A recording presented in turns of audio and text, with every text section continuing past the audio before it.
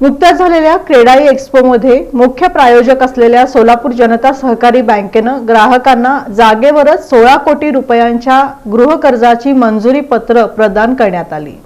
सोलापूर जनता सहकारी बँकेकडून तब्बल 15 कोटी 75 लाख रुपयांच्या गृहकर्जांना प्राथमिक मंजुरी देण्यात आली। नुकत्याच झालेल्या क्रेडाई एक्स्पोमध्ये मुख्य प्रायोजक असलेल्या सोलापूर जनता सहकारी बँकेनं ग्राहकांना जागेवरच गृहकर्जाची प्राथमिक मंजुरी असलेली कर्ज मंजुरी पत्रे प्रदान केली। क्रेडाई एक्स्पोमध्ये सोलापूर जनता सहकारी बँकेच्या स्टॉलला हजारो सोलापूरकरांनी भेट दिली।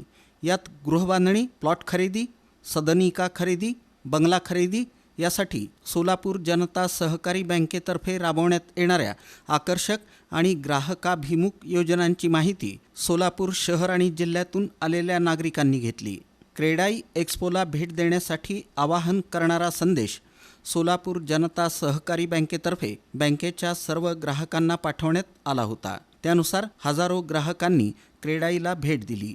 यावेळी मुख्यमंत्री देवेंद्र फडणवीस यांचे मुख्य आर्थिक सल्लागार प्रवीण सिंह परदेशी, पालिका आयुक्त डॉक्टर सचिन ओंबासे, उपायुक्त आशिष लोकरे, सुधीर थोबडे, नगरसेवक सात्विक बडवे आदींनी सोलापूर जनता सहकारी बँकेच्या स्टॉलला भेट दिली।